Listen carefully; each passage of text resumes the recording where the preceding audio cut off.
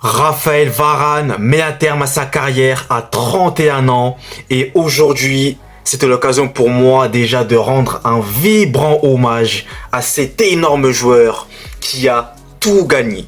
Donc aujourd'hui, ça va être une vidéo axée sur la carrière impressionnante de Raphaël Varane qui a vraiment fait les beaux jours de la défense de l'équipe de France, mais aussi du Real Madrid et notamment du RC Lens, là où tout commence pour Raphaël Varane qui est repéré assez tôt par le Real Madrid et qui va ensuite porter cette tunique-là durant plus de 300 matchs avec laquelle il va notamment remporter 17 trophées, dont notamment 4 Ligues des Champions et 3 championnats d'Espagne. Donc c'est déjà tout simplement énormissime.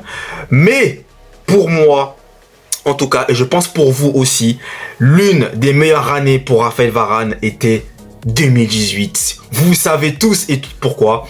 D'ailleurs, je n'ai même pas fait exprès. Bon, il n'y a qu'une étoile, il n'y a pas la deuxième étoile. Je suis en retard, je sais. Mais bon, vous avez compris là où je vais en venir.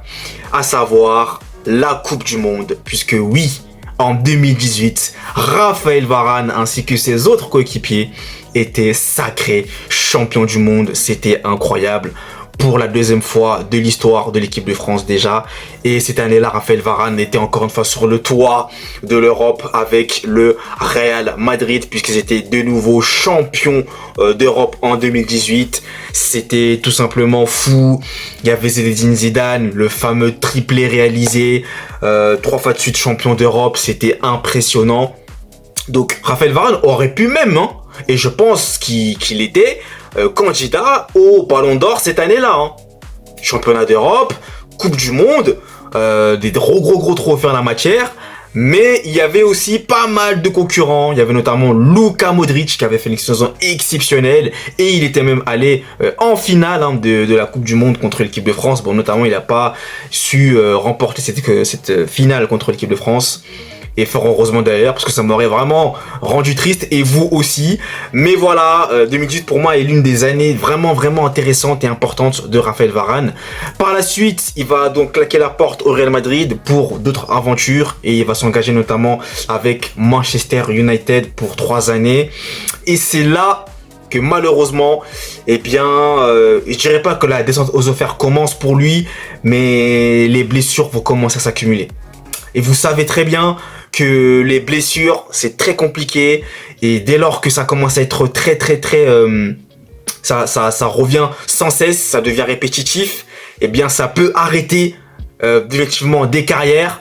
Pour prendre un exemple, je vous l'avais dit dans l'une de mes vidéos anciennes, j'avais pris le cas de Abou Diaby qui était vraiment un joueur au potentiel énormissime, mais malheureusement qui a dû mettre un terme à sa carrière prématurément à cause des blessures et encore des blessures. Et malheureusement pour Raphaël Varane, eh bien ça ne va pas le rater, puisque avec Manchester United il va y avoir pas mal de blessures.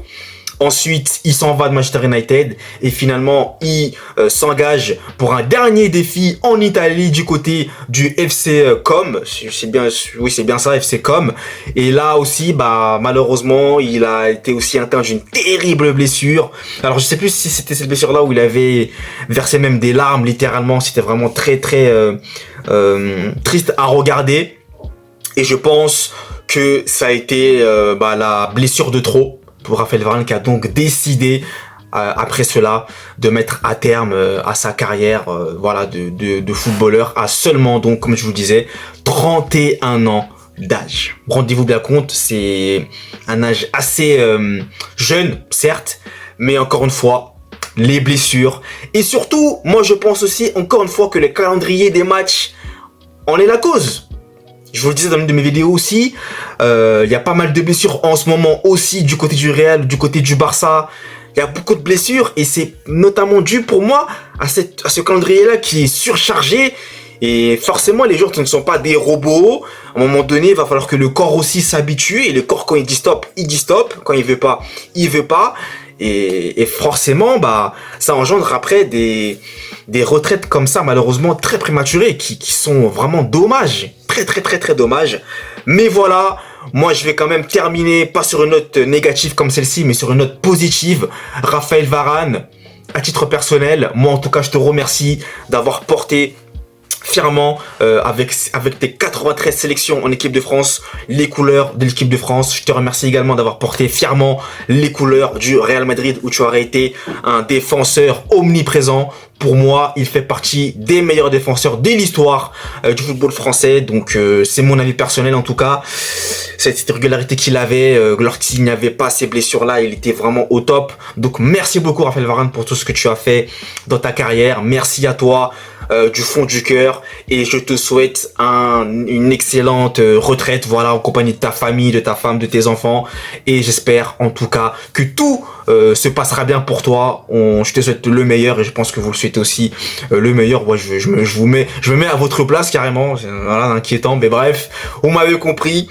Donc voilà, c'est donc un nouveau joueur qui a marqué quand même, hein, c'est son époque qui s'en va. Et Raphaël Varane, bah, à jamais dans l'histoire de l'équipe de France, à jamais dans l'histoire du Real Madrid. Et voilà. Donc, adios Raphaël Varane, et merci pour tout. Voilà, donc la vidéo d'hommage à Raphaël Varane prend désormais fin.